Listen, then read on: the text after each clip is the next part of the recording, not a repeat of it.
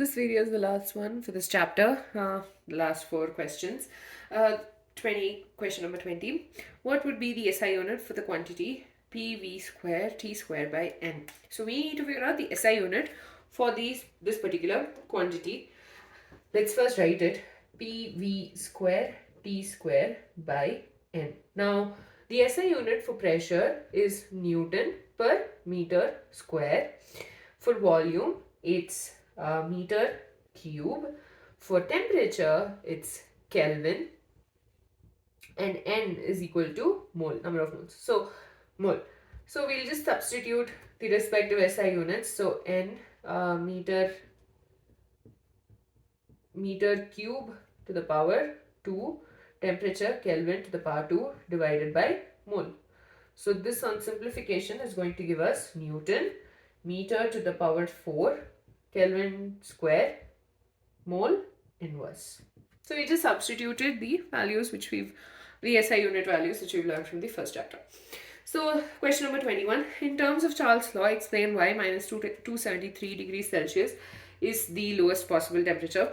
If you recall, whatever we discussed in Charles' law, there was a graph, and beyond that there was an extrapolation, and it was noticed that it all met at one particular point.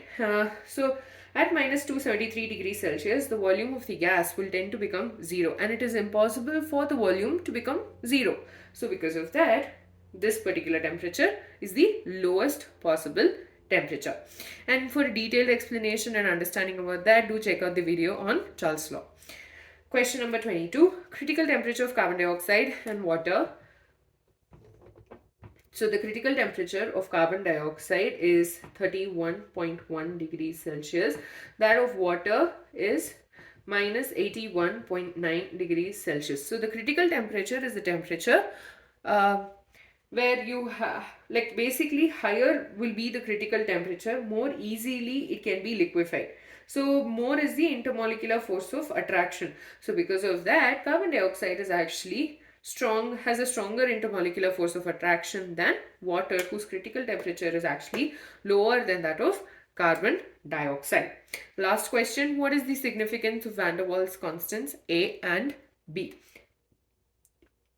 A will give us the magnitude. So that is to do with the corrections which was done.